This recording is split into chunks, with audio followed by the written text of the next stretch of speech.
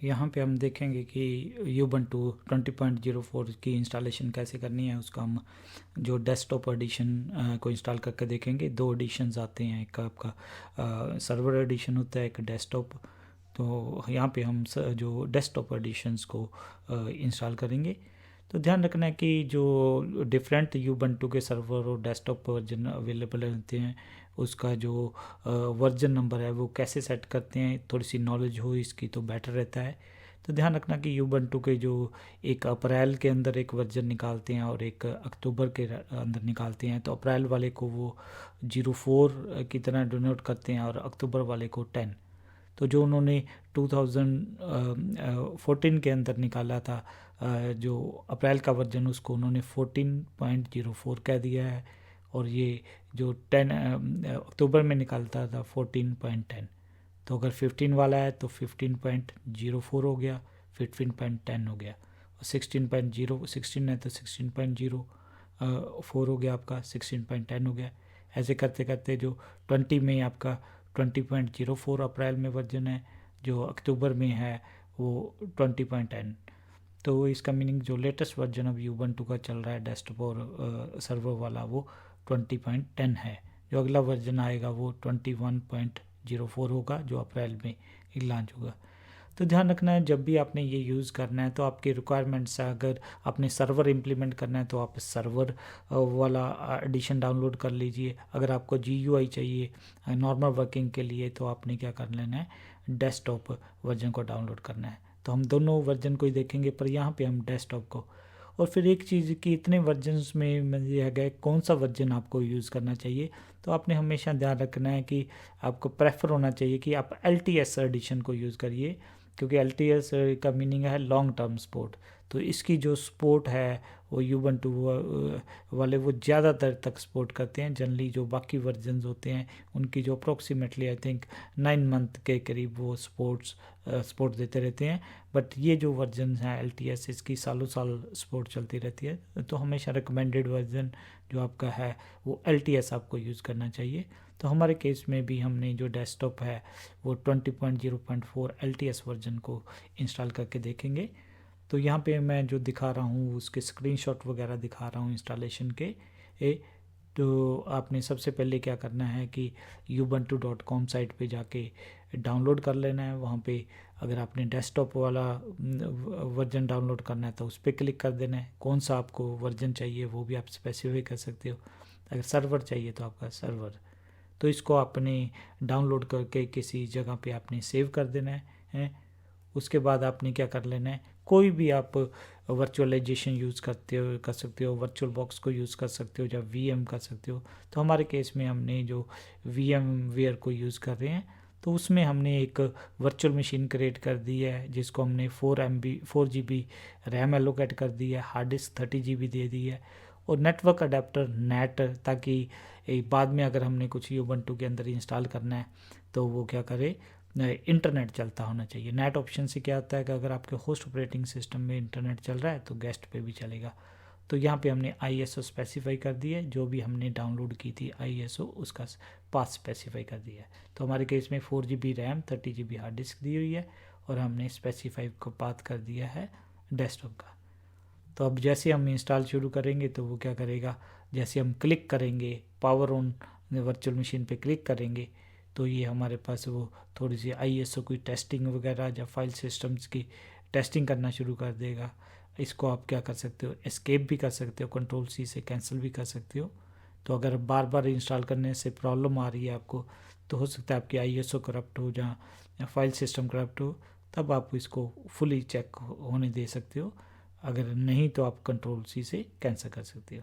तो उसके बाद जो हमारी स्क्रीन आएगी वो ये वाली आएगी कि सिंपल आप ट्राई करना चाहते हो यूबंटू को, तो ये अगर हम ट्राई पे क्लिक करेंगे तो ये लाइव मोड में आपकी यूबंटू चलने लग जाएगी। मीन कुछ भी इंस्टॉल नहीं करेगा आपके सिस्टम पे, आप इसको एक्सप्लोर कर सकते हो। पर हमारे केस में हम क्या करेंगे, इसको इंस्टॉल पे क्लिक करेंगे कि हम इंस्टॉल करना चाहते हैं। और यहाँ पे जो हमारी लैंग्वेज है हमने इंग्लिश वर्ग को सिलेक्ट कर रहे हैं। तो उसके बाद कीबोर्ड की लेआउट पूछेगा तो कीबोर्ड भी हम जो लेआउट स्क्रीन है उस पर इंग्लिश US को सिलेक्ट करेंगे। आप अपने हिसाब से जो पहले आपने लैंग्वेज पिछली स्क्रीन में चूज़ की है उसी के हिसाब से आप क्या कर सकते हो, कीबोर्ड भी उसी हिसाब का, पर हम यहाँ पे यूएस इंग्लिश वाला चूज़ कर रहे हैं। उसके बाद ये आपसे पूछेगा कि आपने मिनिमल इंस्टॉल करनी है कि नॉर्मल इंस्टॉल। मिनिमल में ये बहुत कम चीज़ों को लोड करेगा, सिंपल बेसिक यूटिलिटीज़ वगैरह जहाँ वेब ब्राउज़र ही लोड करेगा, बाकी बहुत सारी चीज़ों को जैसे ऑफिस सूट वगैरह मिनिमम वर्जन में नहीं इंस्टॉल करेगा। तो इसलिए हम यहाँ पे जो चूज़ करेंगे नॉर्मल इंस्टॉलेशन को चूज़ करेंगे। नॉर्मल इंस्टॉलेशन चूज़ करने के बाद हम क्या करेंगे, कंटिन्यू पे क्लिक कर देंगे। जैसे कंटिन्यू पे क्लिक करेंगे तो वो पूछेगा, क्योंकि अब हमने VM क्रिएट करते थे हम 30 GB हार्ड डिस्क दी थी, तो वो पूछ रहा है उसको इरेज कर दें 30 GB के अंदर। हमने यहाँ पे ये वाली ऑप्शन ही चूज़ करनी है, erase disk and install Ubuntu. तो इसके बाद हमने यहाँ पे इंस्टॉल नाउ पे क्लिक कर देना है। जैसे क्लिक करेंगे वो अपने आप पार्टीशन करेगा 30 GB जो हमारी हार्ड डिस्क है। आपसे कंफर्म करने के लिए पूछेगा कि वो चेंजेस राइट कर दे डिस्क पे। ध्यान रखना ये वो 30 GB की बात कर रहा है, आपकी पूरी जो मेरे पास जैसे 1200 GB हार्ड डिस्क है पूरे लैपटॉप के अंदर, उसकी बात नहीं कर रहा है। तो ये वाले तो हमने क्या कर देना है, कंटिन्यू पे क्लिक कर देना है। जैसे हम कंटिन्यू पे क्लिक करेंगे उसके बाद वो क्या पूछेगा कि कहाँ पे हो आपके लोकेशंस। तो मैं यहाँ पे क्योंकि करंटली इंडिया में हूँ तो उसको सेलेक्ट करूँगा। तो आप अपने हिसाब से जिस भी कंट्री में जो लोकेशन है आपकी उसको आप सेलेक्ट कर सकते हो।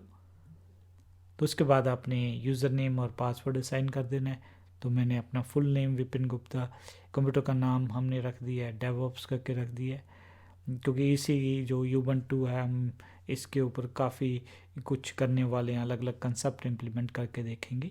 तो हमने इसका नाम डेवऑप्स रख दिया है।